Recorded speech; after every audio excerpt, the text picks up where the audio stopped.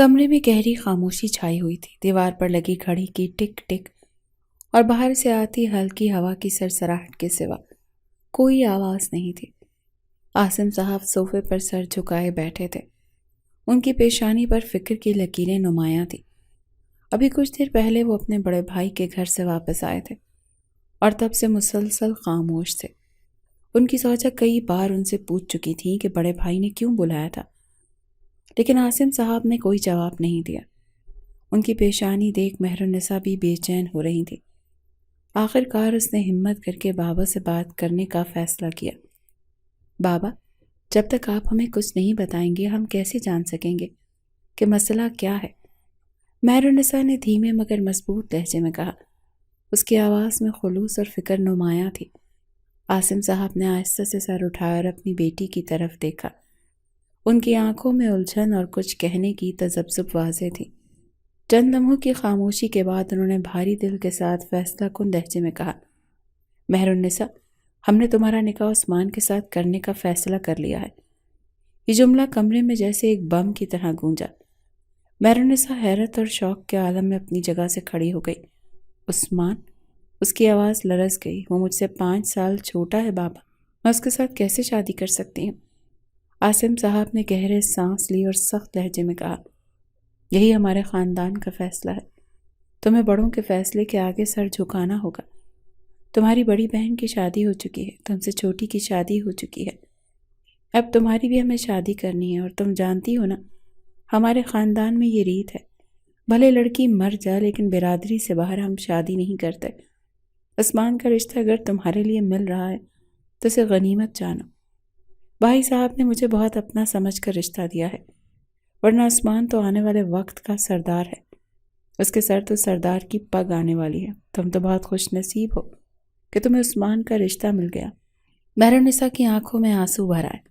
یہ ممکن نہیں ہے بابا، میں عثمان سے شادی نہیں کر سکتی، وہ بھی بچہ ہے۔ اس کی آواز میں بے چارگی اور احتجاج صاف جھلک رہا تھا۔ عاصم صاحب نے آنکھیں بند کر کے خود کو سنبھالنے کی کوشش کی، لیکن ان کا لہجہ مزید سخت ہو گیا۔ یہ بحث بیکار ہے، اور عثمان 20 سال کا ہو چکا کوئی چھوٹا بچہ نہیں ہے، اچھی خاصی سمجھ والا ہے۔ مہرالنساء، جو فیصلہ کیا گیا ہے وہی ہوگا، تمہیں اپنے خاندان کی عزت اور روایات کا خیال رکھنا ہوگا۔ یہ کہہ کر وہ دروازے کی طرف بڑھے اور کمرے سے باہر چلے گئے۔ مہرالنساء اپنی جگہ ساکت کھڑی رہی، آنسو گالوں پر بہنے لگے۔ اس کے دل میں ایک طوفان اٹھ رہا تھا۔ وہ اپنے والد کی سختی اور اس فیصلے کی بے بسی پر پھوٹ پھوٹ کر رو پڑی تھی۔ اسے یوں لگا جیسے اس کی زندگی کا ہر خواب، ہر امید ایک پل میں بکھر گئی ہو۔ کمرے میں اب صرف اس کی سسکیاں گونج رہی تھیں۔ وہ بیٹھی رہی، اپنے آنسو پونچھنے کی کوشش کرتی رہی، مگر دل کا درد اتنا گہرا تھا کہ قابو پانا مشکل تھا۔ اس کا دل چاہتا تھا کہ وہ بھاگ جائے اس فیصلے سے دور کہیں، جہاں سے اپنی مرضی سے جینے کا حق ملے، لیکن وہ جانتی تھی کہ خاندان کی روایات اور والد کی مرضی کے آگے اس کی کوئی حیثیت نہیں ہے۔ مہرالنساء نے اپنی آنکھیں بند کر لیں اور دل ہی دل میں دعا کرنے لگی کہ شاید کوئی معجزہ ہو جائے، شاید کسی طرح یہ فیصلہ بدل جائے۔ مگر اسے معلوم تھا کہ یہ صرف ایک خواب تھا، حقیقت تو وہی تھی جو عاصم صاحب نے کہہ دی تھی، اور سے حقیقت نے مہرالنساء کو ایک ایسے درد میں مبتلا کر دیا جس کا کوئی علاج نہیں تھا۔ مہرالنساء کمرے میں کافی دیر تک روتی رہی، مگر پھر اس کے آنسو غصے میں بدل گئے۔ اس نے جلدی سے اپنے آنسو پونچھے، دوپٹے کو درست کیا اور تیز قدموں سے بڑی حویلی کی طرف بڑھ گئی۔ اس کا دل جیسے دھڑکنے کے بجائے اب ہتھوڑے کی طرح گونج رہا تھا۔ حویلی کے بیچ میں اونچی دیوار کھڑی تھی جس نے خاندان کو 2 حصوں میں بانٹ دیا تھا۔ ایک طرف عاصم صاحب اپنے خاندان کے ساتھ رہتے تھے اور دوسری طرف ان کے بھائی رحمان صاحب جو گاؤں کے سردار بھی تھے۔ ان کے بیٹے عثمان کے سر ہی گاؤں کی پگ سجنے والی تھی جو آنے والے وقت کا سردار بنتا۔ مہرالنساء کے قدموں کی آواز حویلی کے صحن میں گونج رہی تھی۔ وہ بغیر رکے سیدھا عثمان کے کمرے کی طرف بڑھی۔ دروازہ کھلا تھا۔ عثمان کمرے میں کھڑکی کے پاس کھڑا تھا جہاں سے نرم گرم دھوپ اندر آ رہی تھی۔ وہ اونچا، کشادہ کاندھوں والا اور بے حد دلکش تھا۔ اس کی آنکھوں میں ایک عجیب سا سکون اور چہرے پر ایک روب تھا جو کسی بھی لڑکی کو پہلی ہی نظر میں محصور کر سکتا تھا۔ اس کے گہرے براؤن بال بے ترتیب انداز میں پیشانی پر گرے تھے اور اس کی مضبوط جبڑوں کی ساخت اس کی شخصیت میں مزید گہرائی پیدا کر رہی تھی۔ مہرالنساء دروازے پر رک کر چند لمحے اسے دیکھتی رہی، پھر اپنی بھاری سانسوں کو قابو کرتے ہوئے آگے بڑھی۔ عثمان، اس کی آواز میں غصہ اور بے بسی دونوں تھے۔ عثمان نے آہستہ سے سر موڑ کر دیکھا مگر کوئی خاص تاثر نہیں دیا۔ کیا بات ہے؟ اس نے سرد لہجے میں پوچھا۔ مہرالنساء اس کے قریب آ کر کھڑی ہو گئی۔ اس کی بڑی کالی آنکھوں میں آنسوؤں کی جھلک تھی، مگر وہ انہیں روکنے کی بھرپور کوشش کر رہی تھی۔ اس کی خوبصورتی بے مثال تھی، لمبی پلکیں، ستواں ناک اور چمکتا ہوا صاف رنگ۔ وہ 25 سال کی ہونے کے باوجود عثمان کو اپنے سے چھوٹی لگتی تھی، خاص طور پر عثمان کے سامنے جو قد میں بھی بلند تھا۔ تمہیں اس نکاح سے انکار کرنا ہوگا، مہرالنساء نے سختی سے کہا۔ اس کی آواز میں التجا تھی۔ عثمان نے ایک لمحے کے لیے اسے غور سے دیکھا اور پھر سر جھٹک کر لاپرواہی سے بولا، مجھے کوئی فرق نہیں پڑتا مہرالنساء، جو بابا سرکار کہیں گے میں وہی کروں گا۔ مہرالنساء کا دل جیسے ایک بار پھر ٹوٹ گیا۔ تمہیں احساس نہیں ہے؟ اس نے بے یقینی سے کہا۔ یہ نکاح تمہارے لیے ایک کھیل ہوگا مگر میرے لیے زندگی کا سوال ہے، تمہیں اس سے انکار کرنا ہوگا۔ عثمان نے کاندھے اچکائے اور کھڑکی سے باہر دیکھنے لگا۔ یہ ہمارا مسئلہ نہیں ہے مہرالنساء، بابا جو فیصلہ کریں گے وہی ہوگا۔ مہرالنساء نے مایوسی اور غصے سے مٹھیاں بند کی۔ تم کچھ نہیں سمجھتے عثمان، یہ سب ایک غلطی ہے اور تم اس کا حصہ نہیں بن سکتے۔ مگر اس کی باتوں کا عثمان پر کوئی اثر نہیں ہوا۔ عثمان نے آخرکار اسے دیکھا مگر اس کے چہرے پر ایک سنجیدگی تھی جو مہرالنساء کو اور بھی بے بس کر گئی۔ جو فیصلہ ہو چکا ہے اسے بدلا نہیں جا سکتا۔ بہتر ہوگا کہ تم اسے قبول کر لو اور خاندان کی روایات کے مطابق تمہاری شادی مجھ سے ہو جائے، یہی بہتر ہوگا، ورنہ ساری زندگی تم پھپھو کلثوم کی طرح زندگی گزار دو گی۔ کیا تمہیں یہ منظور ہوگا؟ وہ سفاکیت کی انتہا پر تھا۔ مہرالنساء جانتی تھی عثمان بھی اس کے بابا اور تایا کی طرح ہی سخت دل تھا۔ اس کے نزدیک عورت کی کوئی اہمیت نہیں تھی۔ آنے والے وقت کا وہ سردار تھا، بھلا وہ کیوں کسی کی بات کو سنتا؟ جو اس کے بابا سرکار بول رہے تھے اس پر سر خم کرنا اس پر تو لازم تھا۔ مہرالنساء نے ایک آخری نظر عثمان پر ڈالی اور پھر بغیر کچھ کہے واپس پلٹ گئی۔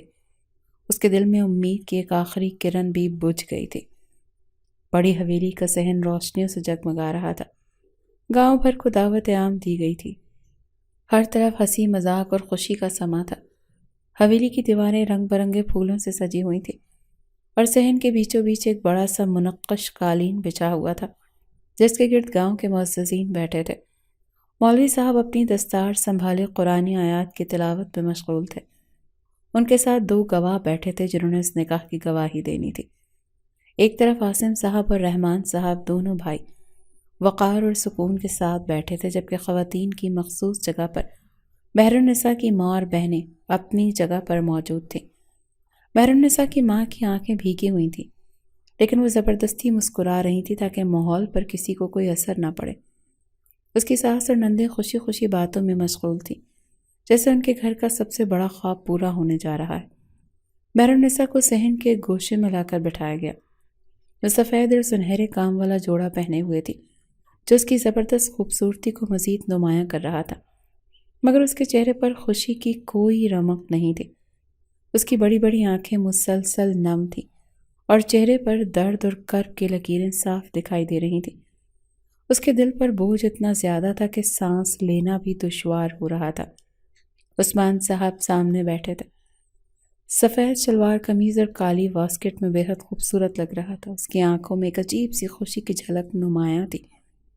گو کہ وہ ظاہری طور پر خاموش تھا، لیکن اس کے چہرے کی روشنی کسی نئے خواب کی تکمیل کا پتہ دے رہی تھی۔ وہ مہرالنساء کے قریب بیٹھا تھا مگر اس کی طرف دیکھنے سے گریز کر رہا تھا۔ مولوی صاحب نے نکاح کا خطبہ شروع کیا۔ قرآن آیات کی تلاوت کے بعد انہوں نے عثمان سے پوچھا، عثمان بن رحمان، کیا آپ کو یہ نکاح قبول ہے؟ عثمان نے سر جھکا کر پورے وقار سے جواب دیا، قبول ہے۔ مولوی صاحب نے پھر مہرالنساء کی طرف دیکھا، مہرالنساء بنت عاصم، کیا آپ کو یہ نکاح قبول ہے؟ مہرالنساء نے سر جھکا رکھا تھا، آنکھوں سے آنسو بہہ رہے تھے۔ اس کے دل کی چیخیں کمرے میں گونج رہی تھی مگر لب خاموش تھے۔ اس کی ماں نے آگے بڑھ کر اس کے سر پر ہاتھ رکھا اور ہلکا سا دباؤ ڈالا کہ وہ ہاں کرے۔ مجبوراً اس نے کانپتی آواز میں کہا، قبول ہے۔ मौलवी साहब ने दुआ के लिए हाथ उठाए और तमाम हाजरीन ने हाथ बुलंद कर दिए। दुआ ख़त्म हुई और हर तरफ खुशी की आवाज़ें बुलंद होने लगी। सब एक दूसरे को मुबारकबाद देने में मशगूल हो गए, मगर मेहरुन्निसा का दिल जैसे किसी ने मुट्ठी में जकड़ रखा था। वो सबके दरमियान होते हुए भी अकेली थी। उसकी आंखों से मुसलसल आंसू बह रहे थे और दिल में एक हूक सी उठ रही थी। उस्मान ने एक नज़र उसकी तरफ देखा, मगर कुछ कहने या तसल्ली देने के बजाय खामोश रहा। उसकी आंखों से मालूम हो रहा था कि वो कुछ और ही सोच रहा है और हर हाल से अल्लाह की परवाह महरु सर झुकाए बैठी थी। ये निकाह मेहरुन्निसा के लिए ज़िंदगी का सबसे बड़ा इम्तिहान बन चुका था, जहाँ खुशी और सुकून का कोई वजूद नहीं था। कमरे में हल्की मध्यम रोशनी जल रही थी। छत से लटकता फानूस अपनी नर्म रोशनी में कमरे को सजा रहा था। दीवारों पर सुनहरे और सफ़ेद रंग के पर्दे हल्की हवा में हिलकोरे ले रहे थे। कमरे के बीचों बीच एक बड़ी सेज सजी हुई थी, जिस पर सुर्ख गुलाब की पत्तियां बिखरी हुई थी। मेहरुन्निसा सफ़ेद लिबास में लिपटी हुई सर झुकाए बैठी थी। उसका दिल ज़ोर ज़ोर से धड़क रहा था, जैसे हथेली में रखा हो। उसके चेहरे पर एक वाज़ेह कर्ब था, आंखें नम थीं और वो अंदर से लरज़ रही थी।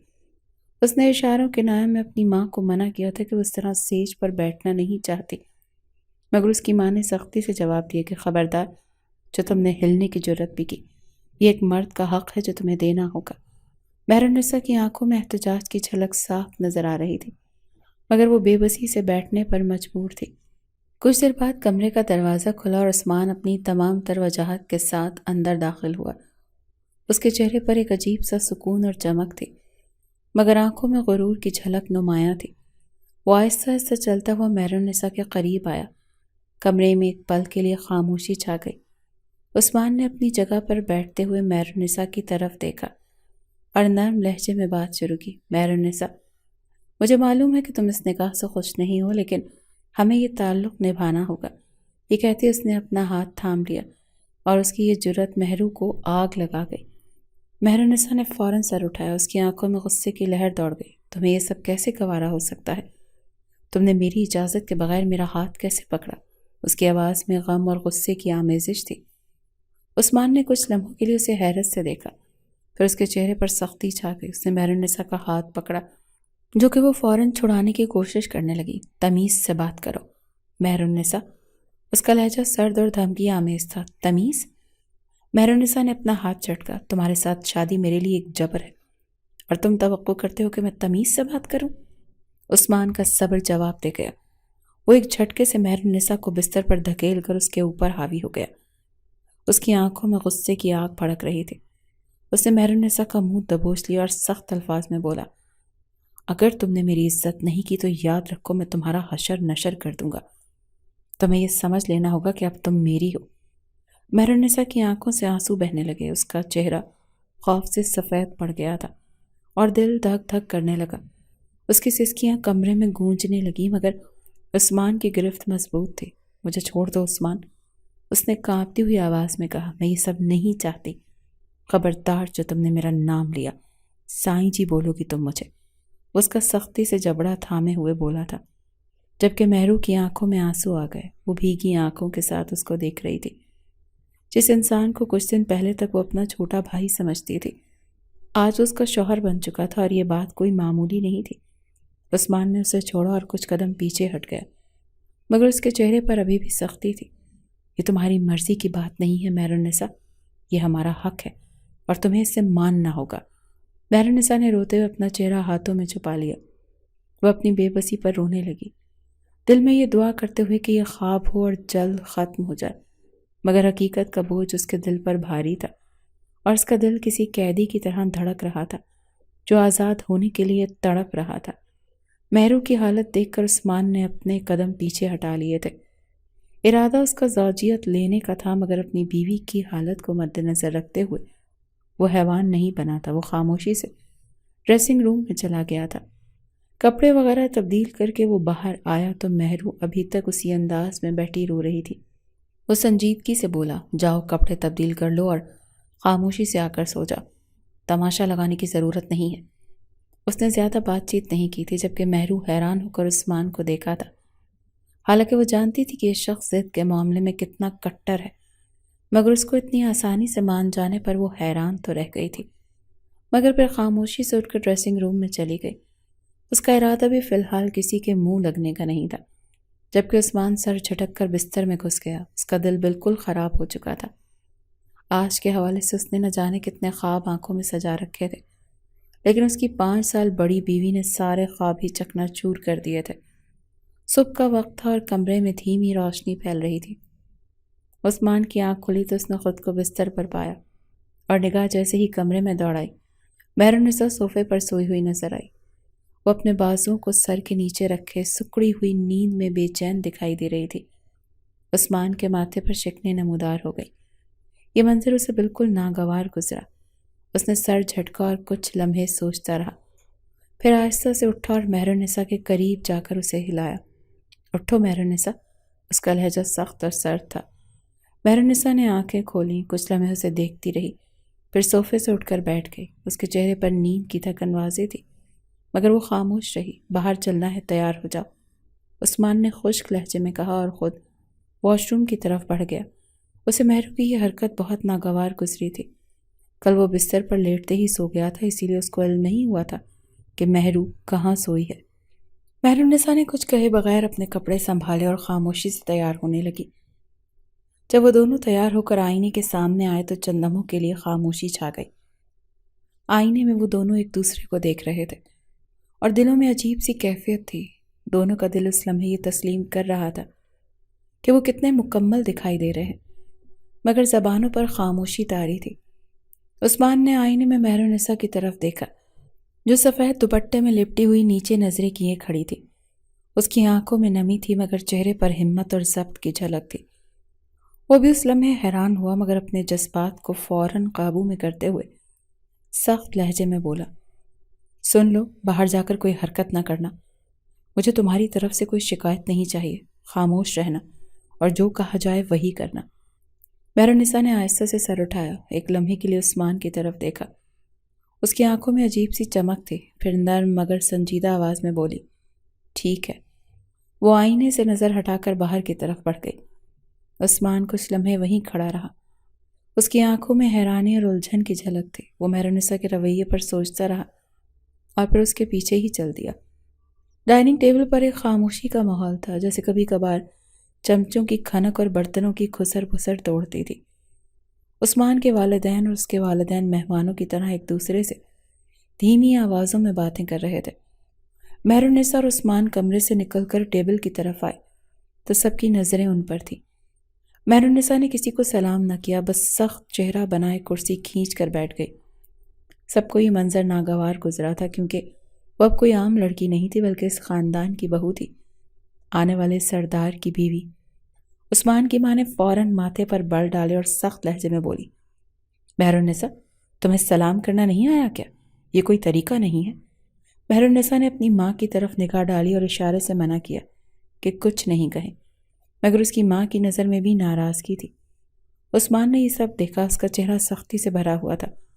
اس نے اپنی بلند آواز کی جو کہ کمرے میں گونجی، مہرالنساء، فوراً کھڑی ہو جاؤ اور سب کو سلام کرو، کیونکہ یہ واقعی بہت نامناسب عمل تھا۔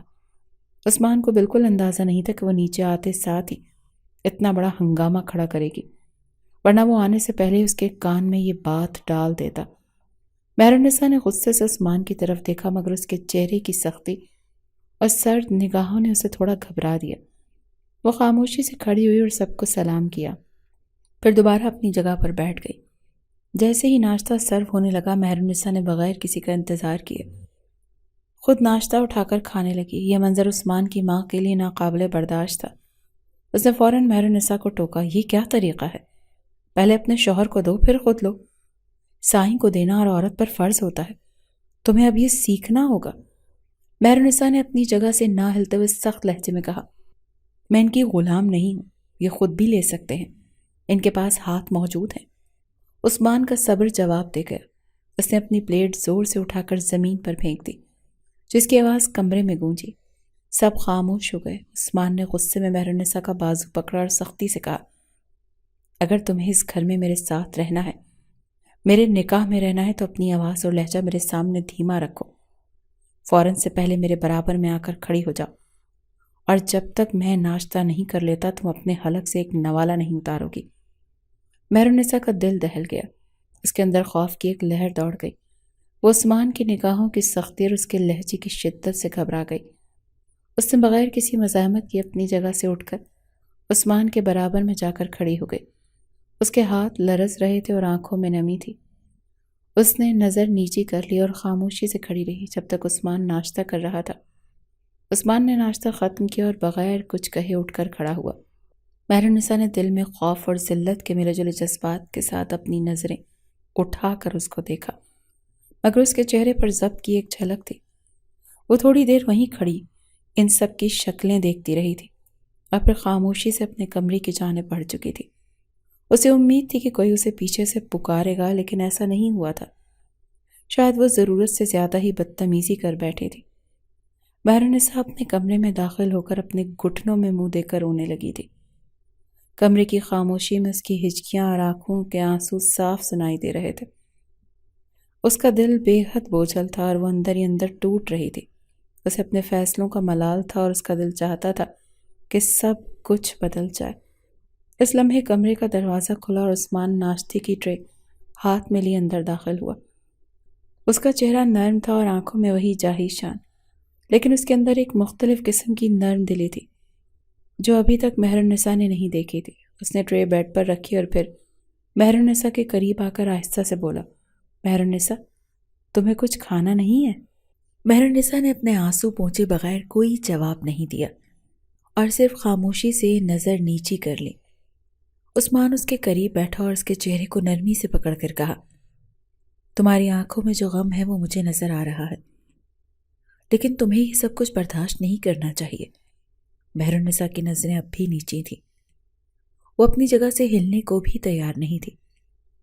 عثمان نے مزید کہا، اب تم میری بیوی ہو، تمہیں اپنی طاقت کو پہچاننا ہوگا۔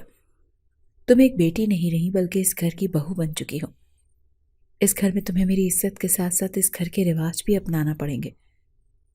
مہرالنساء نے نفرت بھری نگاہوں سے اسے دیکھا اور پھر کہا، مجھے تمہاری عزت نہیں چاہیے۔ وہ اپنے آپ کو اور بھی ٹوٹا ہوا محسوس کر رہی تھی اور ان الفاظوں میں غصہ تھا۔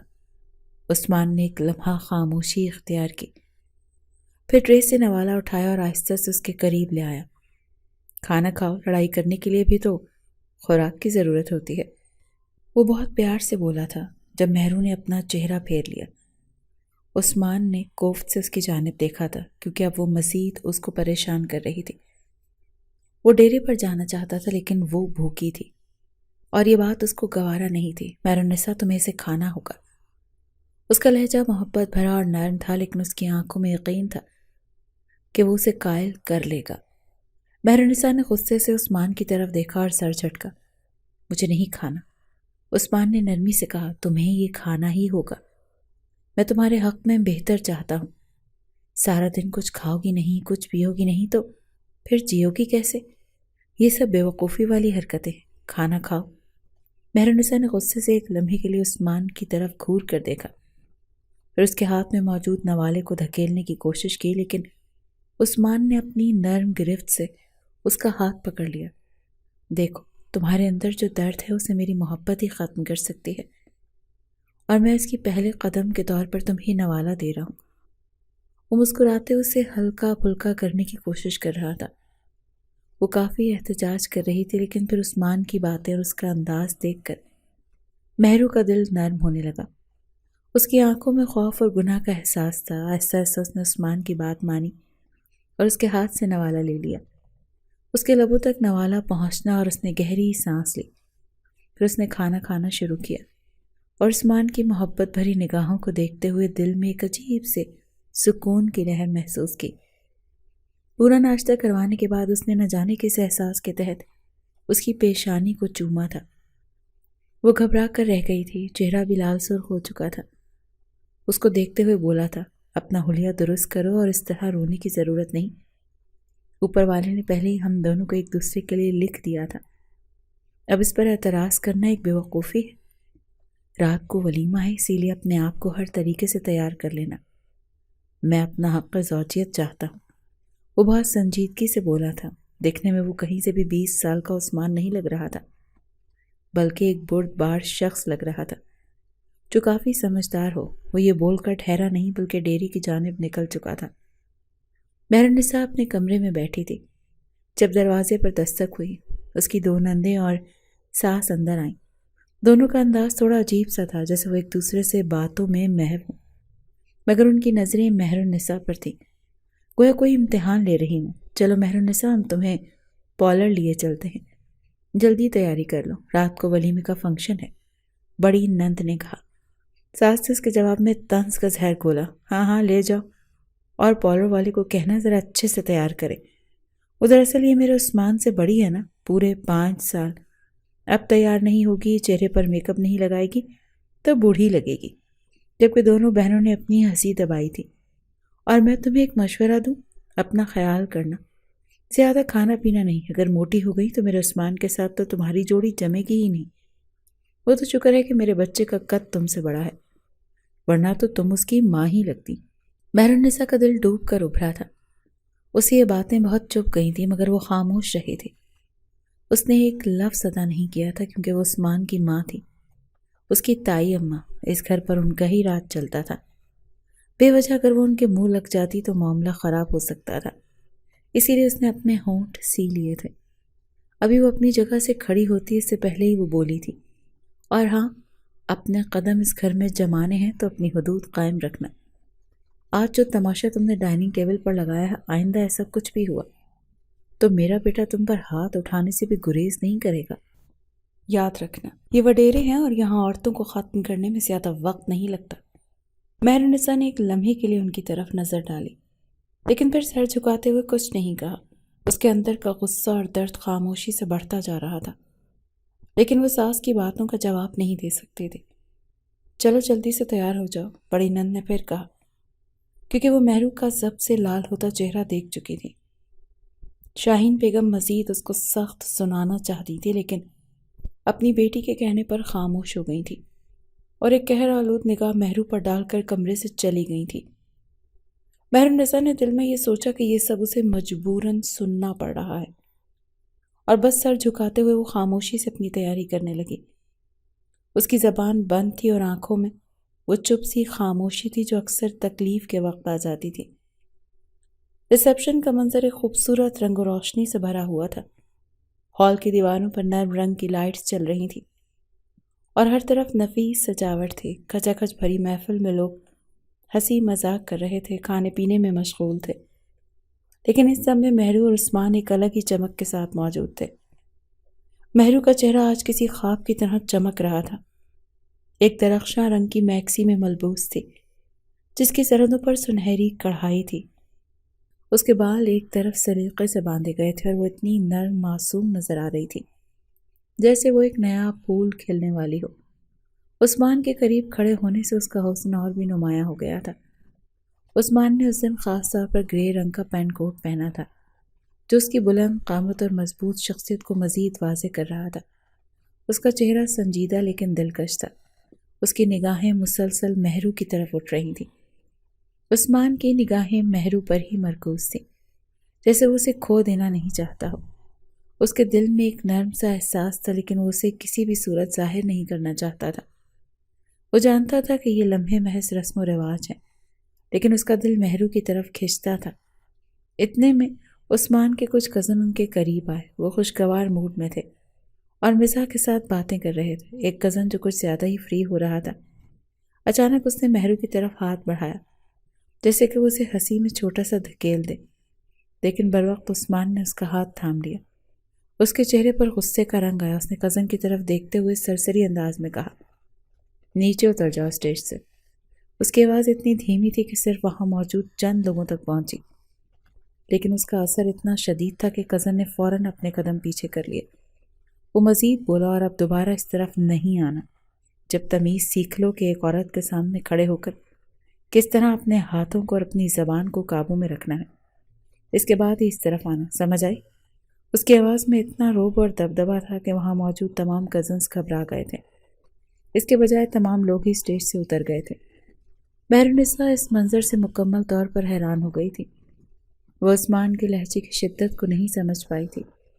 اور عثمان کی نگاہوں کا تاثر بھی اس کے دل میں ایک انجانی سی گہرائی چھوڑ گیا تھا۔ اسے پہلی بار اس طرح سے دیکھ رہی تھی اور اسے محسوس ہو رہا تھا کہ عثمان نے اس کا تحفظ کیا ہے۔ عثمان نے مہرو کا ہاتھ آہستہ سے تھاما، جیسے وہ اسے کسی طوفان سے بچانے کی کوشش کر رہا ہو۔ اس نے نرمی سے مہرو کا ہاتھ تھاما تھا اور اسے اپنی دوسری جانب کرتے ہوئے بولا، اب اٹھنے کی تمہیں ضرورت نہیں ہے، چاہے کوئی بھی آئے، بیٹھ جاؤ۔ مہرو نے عثمان کی آنکھوں میں ایک عزم دیکھا۔ اس کے دل میں ایک عجیب سا سکون آیا۔ اس نے سر جھکایا۔ ایک لمحے کے لیے جب اس نے یہ الفاظ ادا کیے تھے کہ تم جب عورت سے بات کرنے کی تمیز سیکھ جاؤ تب یہاں آنا، تو اس کا دل اتنی زوروں سے دھڑکا تھا کہ وہ اپنی کیفیت لفظوں میں بیان نہیں کر سکتی تھی۔ ہاں، وہ عثمان کو ایک چھوٹا بچہ سمجھتی تھی، کیونکہ اس نے ہمیشہ سے عثمان کو اپنے لیے چھوٹا ہی دیکھا تھا، مگر آج جب اس نے اس کو تحفظ دیا تو پہلی بار اسے ایسا محسوس ہوا تھا جیسے اس کی زندگی میں کوئی شامل ہو چکا ہے، اس کا شوہر اس کے لیے کھڑا ہو چکا ہے۔ اور یہ بات حقیقت تھی، عثمان مر جاتا تھا لیکن اپنے گھر کی عورتوں پر آنچ آنے نہیں دیتا تھا۔ اس نے مسکرا کر پہلی بار عثمان کی پشت کو دیکھا، جو آنے والے مہمانوں کو خود ہی اب سنبھال رہا تھا۔ ولیمے کا فنکشن اختتام کو پہنچا تھا اور سب لوگ خوشگوار موڈ میں واپس آ چکے تھے۔ مہرو اور عثمان کا رشتہ نئے سرے سے شروع ہو چکا تھا، مگر اس لمحے تک بہت کچھ بدل چکا تھا۔ رات کی خاموشی میں مہرو اپنے کمرے میں اکیلی تھی۔ وہ تھکی ہاری ہوئی تھی اور ولیمے کی تھکن نے اس کے جسم کو مکمل طور پر جکڑ لیا تھا۔ اس نے اپنے کپڑے تبدیل کیے اور صوفے پر دراز ہو گئی تھی۔ آنکھیں بند کرتے ہوئے وہ ایک لمحے کے لیے سکون پانے کی کوشش کر رہی تھی، لیکن اس کی بے چینی ختم ہونے کا نام نہیں لے رہی تھی۔ لیکن وہ کب نیند میں گئی اسے کچھ علم نہیں ہوا، اور شاید یہی اس کی سب سے بڑی خطا ثابت ہونے والی تھی۔ تمام کام نمٹاتے نمٹاتے عثمان کو کافی وقت لگ گیا تھا، اور جب وہ واپس آیا تو اسے پہلے ہی محسوس ہو چکا کہ اس کے کمرے کی لائٹس آف ہیں، یعنی کہ اس کی بیوی سو چکی ہے۔ اسے بے حد مایوسی ہوئی تھی، لیکن دل میں چھوٹی سی چاہت تھی کہ اسے ایسا نہ ہوا ہو۔ وہ کمرے میں داخل ہوا تھا، لیکن جب نظر صوفے پر پڑی اور مہرو پر گئی تو اس کا دماغ پھرنا اٹھا تھا۔ اس کی رگوں میں غصہ دوڑ گیا۔ عثمان نے غصے سے قدم بڑھایا اور جھنجھوڑ کر مہرو کو اٹھایا۔ کیا ہو رہا ہے تمہیں؟ اس کی آواز میں سختی تھی۔ مجھے حق زوجیت چاہیے۔ تم نے کس کی اجازت سے اپنے کپڑے بدلے؟ مہرو کا جسم جھٹکے سے ایک طرف ہوا اور وہ الجھتے ہوئے عثمان کی طرف دیکھنے لگی۔ وہ گہری نیند میں تھی، اسی لیے اسے عثمان کی بات سمجھ نہیں آئی تھی۔ تھوڑی دیر بعد جب اس کا دماغ بیدار ہوا تو اس کی بات سن کر اس کی آنکھوں میں بے بسی اور حیرانی تھی، جیسے وہ نہیں جانتی تھی کہ اسے کیا جواب دے۔ اس نے ایک لمحے کے لیے آہستہ سے سانس لیا اور پھر بولی، عثمان، میں ابھی نہیں دے سکتی، مجھے تھوڑا وقت چاہیے۔ عثمان کا غصہ اور بڑھا۔ اس کی آنکھوں میں فیصلہ کن سختی تھی اور اس کے سامنے سرک گیا۔ وقت؟ اس نے تیز لہجے میں کہا، مجھے تمہاری ہر بات کا حساب چاہیے۔ آج رات ہی تمہاری عزت ختم ہو جائے گی۔ مہرو کی آنکھوں سے آنسو بہنے لگے۔ وہ درد سے گہری سانس لے رہی تھی اور عثمان کی باتوں نے اسے مزید بے چین کر دیا تھا۔ وہ جانتی تھی کہ وہ ایک مرد ہے اور اس کی بات کا جواب دینا اس کے لیے مشکل تھا، خاص طور پر جب وہ اتنے غصے میں ہو۔ عثمان نے اس کی طرف بڑھتے ہوئے کہا، اب تمہیں کچھ نہیں کہنا ہوگا مہرو، یہ تمہاری آخری کوشش ہے اور اب تمہارے اعتراضات کی کوئی جگہ نہیں ہے۔ اس کی آواز میں اتنی شدت تھی کہ مہرو ساکت ہو گئی۔ وہ جانتی تھی کہ وہ عثمان کے مقابلے میں کچھ نہیں کر پائے گی۔ وہ اندر ہی اندر ٹوٹ رہی تھی لیکن خاموش رہی۔ کل میں نے کچھ نہیں کیا، صرف اس وجہ سے کہ تم بہت اداس تھی، لیکن اب بہت ہو چکا ہے۔ میں ایک مرد ہوں اور میری بھی کچھ خواہشات ہیں، مگر شاید تمہیں ان چیزوں کی پرواہ نہیں ہے۔ عثمان نے اس کی طرف قدم بڑھایا اور اسے سختی سے اپنی طرف کھینچ لیا۔ مہرو نے بے آواز رونا شروع کر دیا، لیکن عثمان کی گرفت مضبوط تھی۔ اس نے مہرو کو بستر پر دھکیل دیا اور اس پر حاوی ہو گیا۔ وہ جانتا تھا کہ اب اس کی مرضی کے بغیر کچھ نہیں ہو سکتا تھا۔ مہرو کی آنکھوں سے آنسو بہہ رہے تھے، لیکن وہ خاموش تھی، جیسے اس کی زبان اور جسم نے اس لمحے کے لیے ہار مان لی ہو۔ عثمان کا غصہ نرم ہو چکا تھا، لیکن اس کا فعل سخت تھا۔ مہرو اس میں اتنی طاقت کو محسوس کر رہی تھی اور اس کے اندر کا درد خاموشی سے بڑھ رہا تھا۔ صبح کی روشنی آہستہ آہستہ کمرے میں در آئی تھی اور مہرو کی آنکھیں آہستہ آہستہ کھل رہی تھیں۔ رات کی ہولناک یادیں ابھی تک اس کے ذہن میں تازہ تھی۔ اس کی آنکھوں کے کونے نم تھے اور دل میں ایک عجیب سا درد تھا۔ اس کی طرف مڑی جو بظاہر بے پرواہ لیٹا تھا۔ عثمان کا چہرہ سکون سے بھرا تھا، جیسے وہ کسی فتح کسی حالت میں ہو۔ مہرو کی آنکھوں میں اب بھی آنسو تھے، اور جب اس کی نظر عثمان پر پڑی تو اس نے ہمت کر کے اس سے بات کرنا شروع کی۔ عثمان، اس کی آواز لرز رہی تھی، تم نے رات بھر میرے ساتھ بہت برا کیا، کیا تمہیں اس کا احساس نہیں ہوا؟ عثمان کی آنکھوں میں ایک چمک تھی، وہ بظاہر بے پرواہ نظر آ رہا تھا، لیکن اس کی مسکراہٹ نے سب کچھ بتا دیا تھا۔ وہ ہلکا سا مسکرایا، جیسے اس کا ہر شکوہ ایک مذاق ہو۔ وہ آہستہ سے اٹھا، اپنی طرف مہرو کا چہرہ دیکھتے ہوئے کہا، مہرو، تمہیں جو تکلیف پہنچی وہ میری نہیں، تمہاری ہی پسند کا نتیجہ ہے۔ میں تو بہت آرام سے اور محبت سے تمہیں اپنے قریب کرنا چاہتا تھا، لیکن شاید تمہیں ہی یہ سب منظور نہیں تھا، بس اسی لیے مجھے تھوڑی بہت سختی کرنی پڑی۔ مہرو کا دل ایک لمحے کے لیے تھم گیا، لیکن پھر اس نے آہستہ آہستہ اپنا سر جھکایا، جیسے اس کے دل کی گہرائیوں سے کچھ نکلنا چاہتا ہو۔ تمہیں تکلیف دینے کا کوئی حق نہیں تھا، اس نے شکوے بھرے لہجے میں کہا۔ میں تمہارے سامنے کچھ نہیں کر پائی، میں جانتی ہوں کہ تمہاری طاقت کے سامنے میں کچھ نہیں ہوں، لیکن تمہاری بے رحمی نے مجھے توڑ دیا ہے۔ عثمان نے اس کی طرف مڑ کر جواب دیا، تمہاری باتوں میں اب مجھے کچھ نہیں سنائی دیتا، کیونکہ جو میں چاہتا تھا وہ میں نے حاصل کر لیا۔ اس کی آنکھوں میں وہ عجیب سی مسکراہٹ تھی جو کامیابی کے نشے میں ڈوبی ہوئی تھی۔ مہرو کا دل مزید ٹوٹ گیا۔ وہ آہستہ آہستہ عثمان کی طرف دیکھتے ہوئے بولی، کیا تمہیں اس بات کا کوئی پچھتاوا نہیں ہے؟ کیا تمہیں کبھی بھی ایسا نہیں لگتا کہ تم نے کسی کی عزت پامال کی؟ عثمان نے ایک لمحے کے لیے اس کی بات سنی، پھر بولا، نہیں، مجھے ایسا نہیں لگتا۔ میں نے تمہیں وہ دیا جو تمہارا حق تھا، اور جو میں چاہتا تھا وہ حاصل کر لیا۔ اب تمہاری ہر بات مجھے بے معنی لگتی ہے، کیونکہ جو حقیقت ہے وہ سامنے آ چکی ہے، اور میں نے کسی کی عزت پامال نہیں کی۔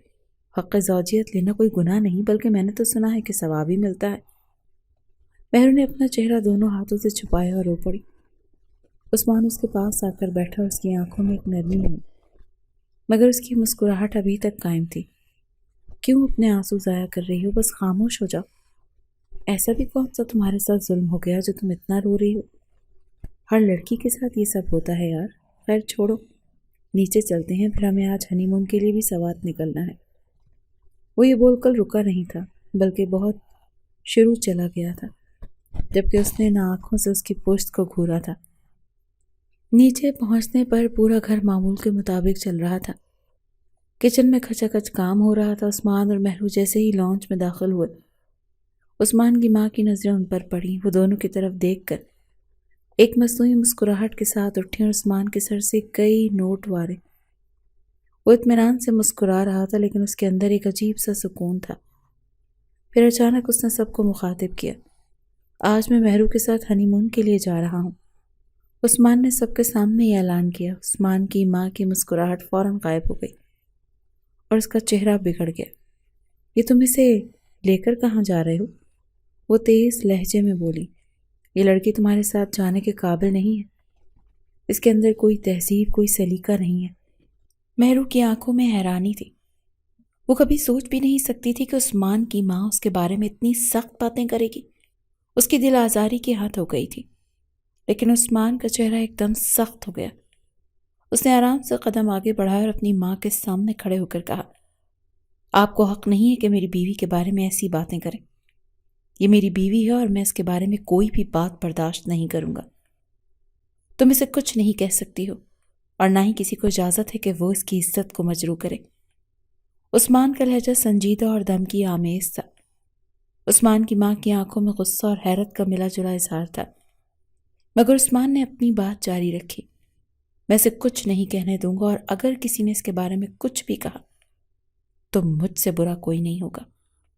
مہرو کا دل دھک سے رہ گیا۔ عثمان کے اس انداز سے ششدر رہ گئی۔